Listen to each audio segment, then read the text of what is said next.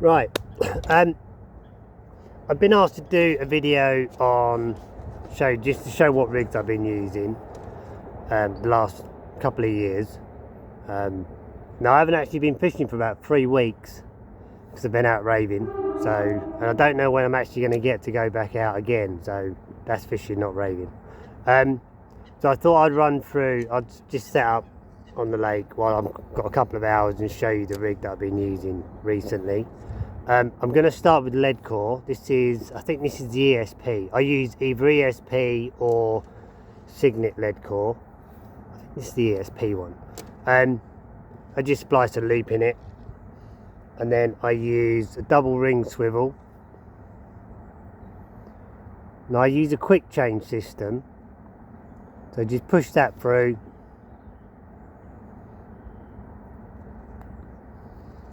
and then that will literally sit like that. You can change that really quickly. Just splice the loop in there. I'm a big fan of big chunky 5-ounce leads. Most of my fishing is I'm either wading out and dropping the rigs by hand or off the rod tip, or I'm using the boat or even a baiting spoon, so I'm not casting, so I can get away with this sort of lead setup and this sort of rig. So big chunky 5-ounce lead from West Country Leads. Pop that in there, and obviously your sleeve will sit over there, which I haven't got, being unorganised, as you learn to expect from me.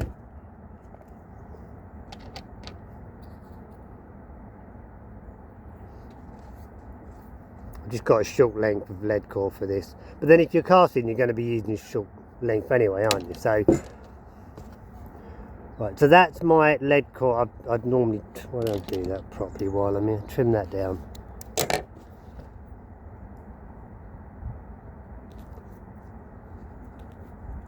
That is my lead setup. It's all quick change. I said ideal if you're using the PVA bag or fishing the method I do. So obviously the hook link will attach to that loop there. That all comes off really easily if you catch it when you get a take. I do like West Country leads, much cheaper than anywhere else, or most places, say anywhere else. But he is really busy, and I'm not sponsored by anyone, so I don't get anything free, but I pay for my lead, but they are good quality, cheap leads. Right, rig.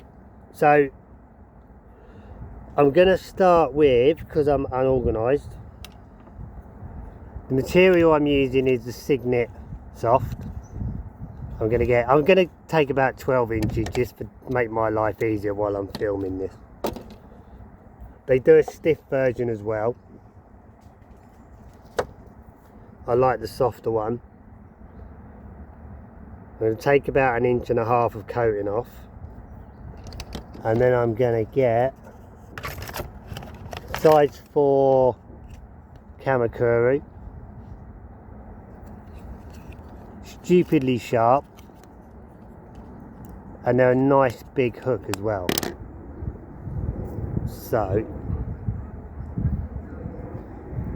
I'm going to go through the eye and then back through. It doesn't matter which way you go through because we're just tying a Palomar knot. I'm expecting a group of kids to come around the corner from the kids' activities in a minute, which is why I keep looking over there. So go through the eye, back through again, overhand loop, and then just tuck that through there like so. So you just got an overhand knot at the eye, and then I've probably not left myself enough. Oh no, we're all right. I'm going to get that loop and I'm going to push that over the shank of the hook. It's really important that you pull all this down neatly and evenly. Wet that. Pull that tight.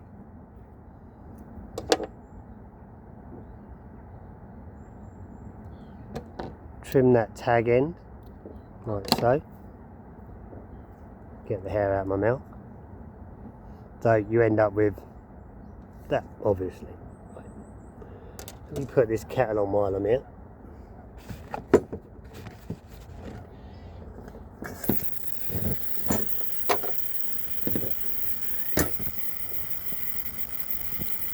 We then get a piece of shrink tube.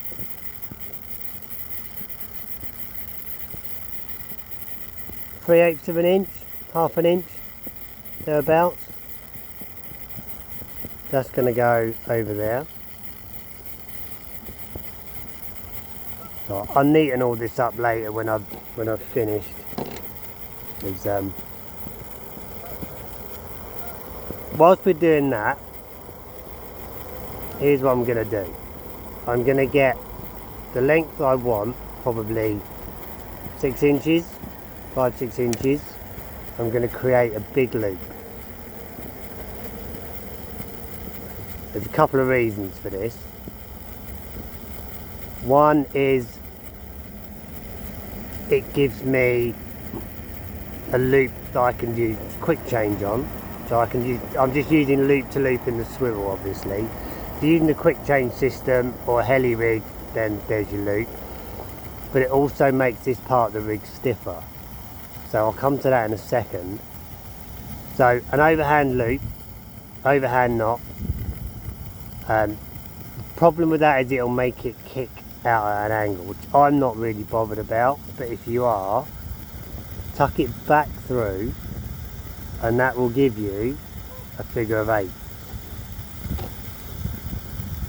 Wet it, pull it tight, pull it all neat. Try not to break the coating if you can. Just sort this kettle out. Trim the tag end and you end up with that. Nice and simple.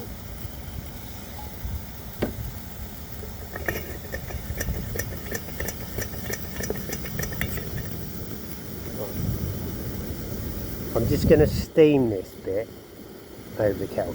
The reason I do that, I normally have that loop a little bit longer, and the reason being is this part of the rig is really stiff. This is obviously a lot more supple, and then at the hook end I'm going to strip a little bit back, and then I've got a really soft bit there. Just going to steam this over the kettle.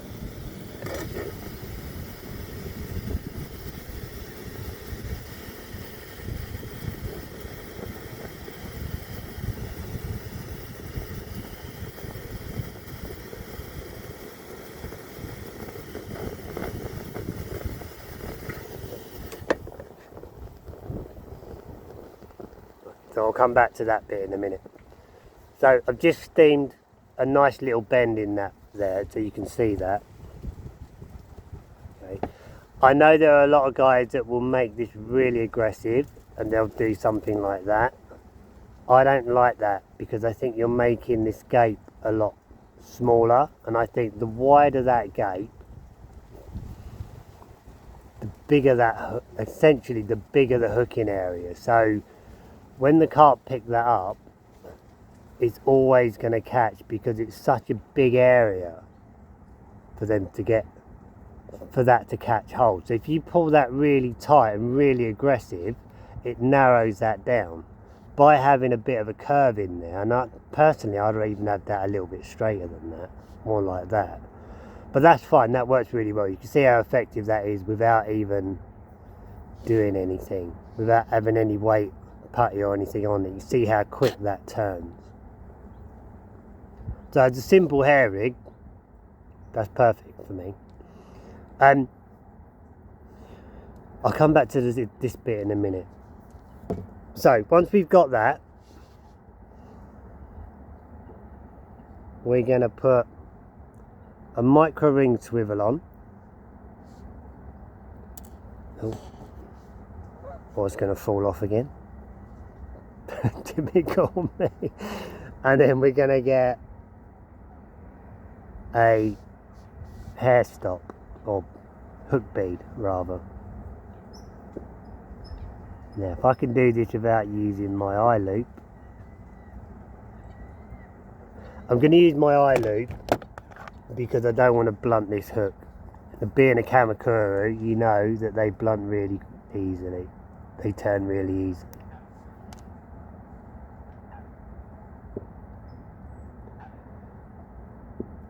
The joys of getting old, and that hasn't gone through cleanly anyway.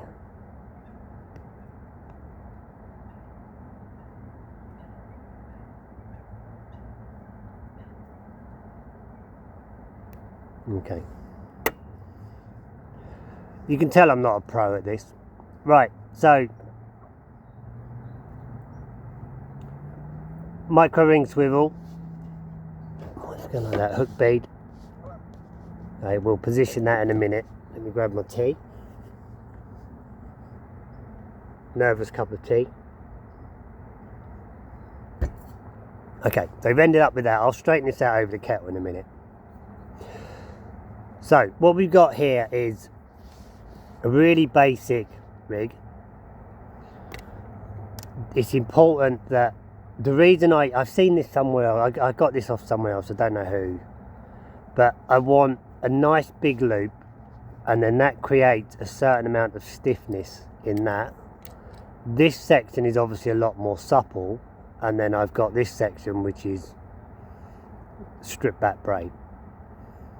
And the reason I like a big loop, normally I would do my loop bigger.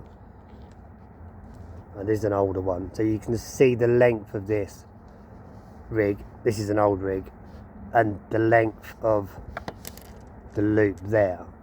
So the idea of this is, when I lay this down, it's a lot straighter. Obviously this is a knackered rig that I've just pulled out of the box. What I want is that section of stiffness. So when I lay this down, it lays down almost in 3 parts.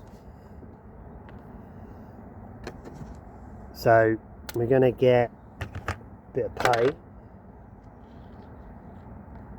I use a new bit rather than pull the old stuff off.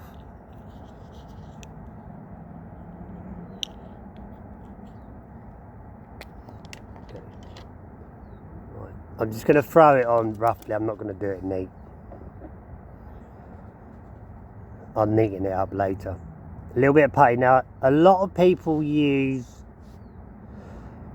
the putty right at the end of the shrink tube. I prefer mine to be a bit further down. I like a little bit of separation.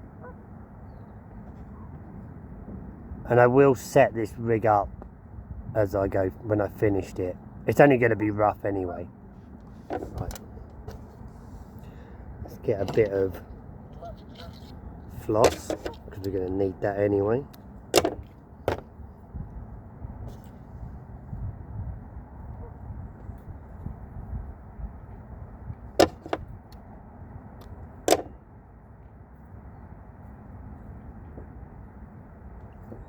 Cut that old bit off.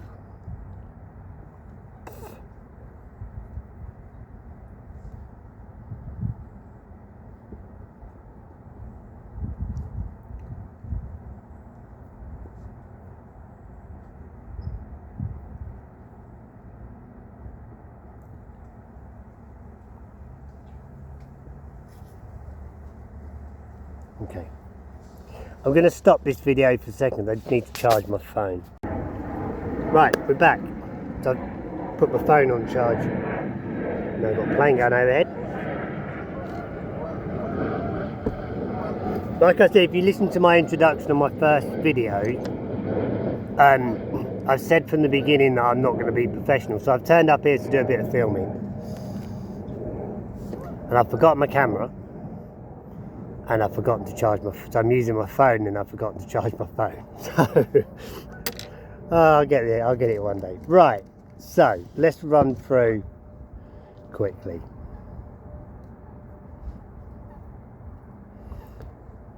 Size 4 Kamakura, my preferred hook. Little bit of shrink tube. Nice supple section. This is a slightly stiffer section, and then obviously you've got the doubled up section which is a little bit stiffer. I will straighten this up with the kettle later. Now what I want is really important for me to get everything set up. So when this is picked up, it sits like that. Okay. If we move this bead too far forward, we will end up with the hook sitting like that. It won't sit right. So when that's sucked in, that hook's flipped. So we can see that it flips. It's not sitting straight. If we move it too far back, what we end up with is it's kicking out at an angle. It's not kicking straight. It's not sitting straight. So it's really important that that bead is in the right place. So as soon as that rig gets picked up, it sits like that. That's perfect. That's sitting almost perfect. So it's really important that the putty, see, what I was saying earlier, I'd like to keep this section a little bit straighter. I'd prefer it a little bit more of a curve than a bend in it. I mean, this is fine as it is. I'd happily use this, but I would put that back over a kettle and steam that a little bit straighter. So that's it. It's really important on this, using this rig, that this bead is in the right place, the putty is in the right place, and that the curves, you're happy with the curve. So I know some people will tweak this to their liking. That for me is almost perfect. Yeah, there's a lot of movement in that, and if it gets picked up and spat out, because of the stiffness here and in this section, it's going to lay down nicely. If you're going to cast, then the Signet, what is this, Signet hook link? This is Signet hook link. This is a lot stiffer than that material, so I'm not a fan of this. I will use it if I'm casting. If I'm using that rig on a heli rig, I'm having to cast it, then I would use the stiff section. But for what I'm doing, laying rigs out in a spoon, or if you're using the bait boat, then you can very easily get away with using the soft stuff. So where did I put my lead core? There. Right. So what I was saying about the quick change is you get your loop, put that through your swivel, open the loop up,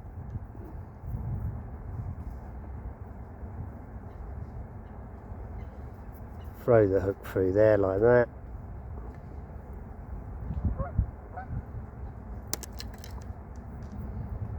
and this is how I do my quick change. So I can change if I need to. If I'm using a multi-combi, then I'll have this set up differently. I'll have it already tied to, or I have it spliced to a ring swivel. So what I'm doing here, I can very quickly change the lead core because it's on a loop, or I can change this because it's on a loop. If I'm using a multi-combi and the material's spliced, I can just take that whole swivel off. So combine that with our 5-ounce lead.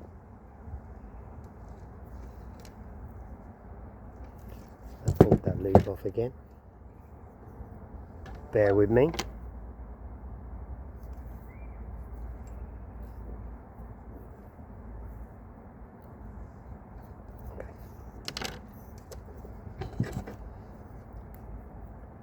So just to make sure I've explained this right, we have size 4 Kamakuri, little bit of shrink tube with ring swivel, micro ring swivel, and a hook bead on the Signet soft coat hook link. Nice soft section, completely stripped, little bit of putty, a stiff, they say stiff, so this is obviously the soft material, and then a doubled up section, so that will help that straighten out. 5 ounce inline lead, drop off on a double ring swivel, on obviously this is the ESP or the Signet lead core is what I use. I said all that will come apart really easily on the take. You will lose this lead because I don't want 5 ounces of lead swinging around, because that's just going to pull the hook out. So I use quite a lot of leads, unfortunately, but I'm happy with that. You know, it is what it is. And there are a lot of anglers, you'll read a lot of anglers say that they've seen the carp pick the rig up. I do a lot of stalking, and I've seen a lot of anglers say they watched carp pick the rig up and then sit there and shake their head and use the weight of the lead to get rid of the hook. So I would say out of the last 20-25 carp I've hooked in the margins where I've watched them pick this system up, I've only seen one shake its head once. And generally, because this is so sharp, I think the weight of that lead and the sharpness of that hook, as soon as they feel that and they pull against the lead, they freak. And like I said, last 20-25 carp I've seen in the margins, they pick that up and they just scream. They don't stop, they don't shake their head. That hook's in, they're gone. And the one I did see shake its head, it literally picked it up, it shook its head like that and then went. But every single fish that I've seen pick this rig up has just bolted. No shaking, just gone. So I think there's definitely something in that. So that's me for most of my fishing. I think on the next video I'll do the combi multi-rig, which is a very similar sort of thing to this. Similar setup, but just a combi multi, which is a quicker hook change. And then I think I'll show you the Nora rig. Because that's quite an interesting rig, but it's a pig to use. So hook baits, if you're using pop-ups, our pop-ups, new label, they will, this one hasn't got a label because it's my own little test pot, they will make that hook, they're perfectly balanced with the Kamakurus to make the hook sit like that. So it's literally poised with the bend of the hook. I can't really do it with this, it will sit like that.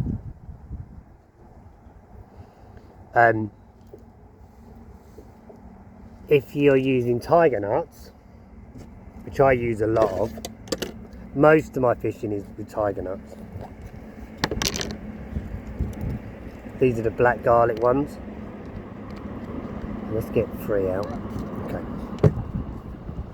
Black garlic tigernuts do actually have lumps of black garlic in them. So, right. If I'm fishing a single tiger, I will either go through sort of 2/3 of the way through,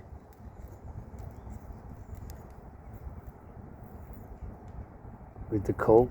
Now I've got friends who are very good anglers who never balance their baits. They're saying that the carp are sucking so hard that they don't actually need to balance their baits. I prefer to. I think if I can make this a little bit lighter, then that's going in easier and it's taking the rig in with it that a little bit easier as well. So generally what I do with the needle, drill, I'll go through until I feel that, just feel that drill coming through. As soon as I feel that first little prick there, then that's enough for me. That's all the way through. And then obviously you cork in that way. If I'm doubling up on tigers, I will go through the same on the other tiger nut.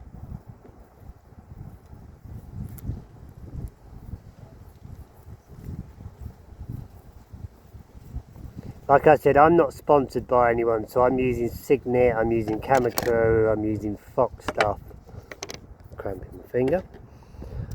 So I'll snip about that much off,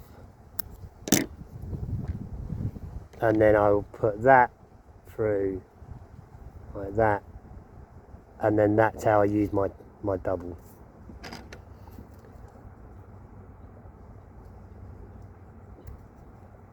Through the needle.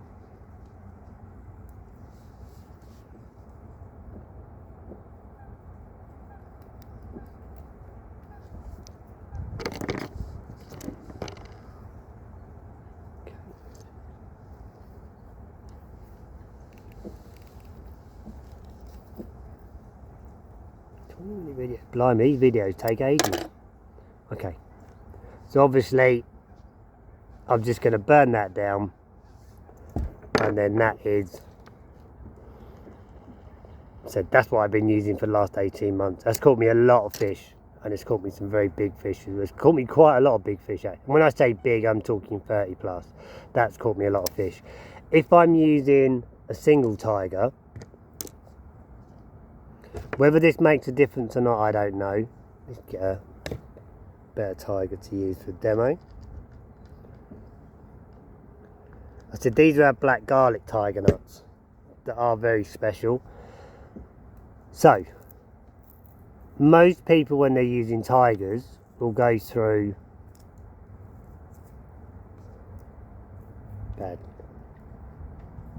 badly done, but for demo purposes it'll do. Most people go through straight through the tiger nut,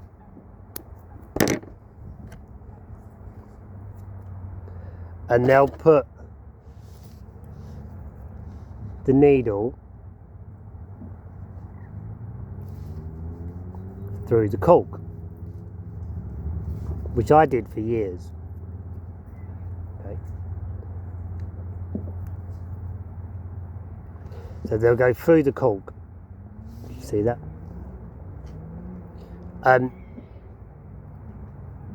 Whether this makes a difference or not, I don't know. But doing it that way, the bait moves a certain way. What I'll often do is I'll go all the way through with the cork, but then I'll go through the top of the tiger nut.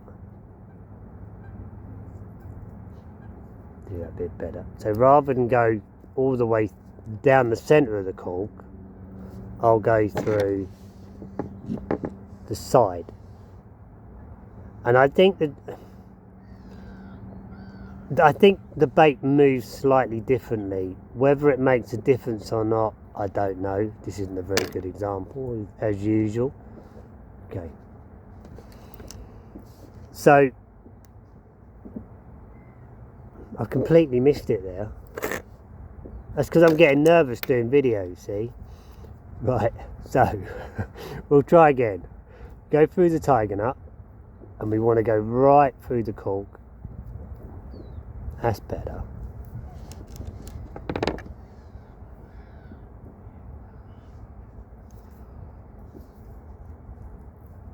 Right.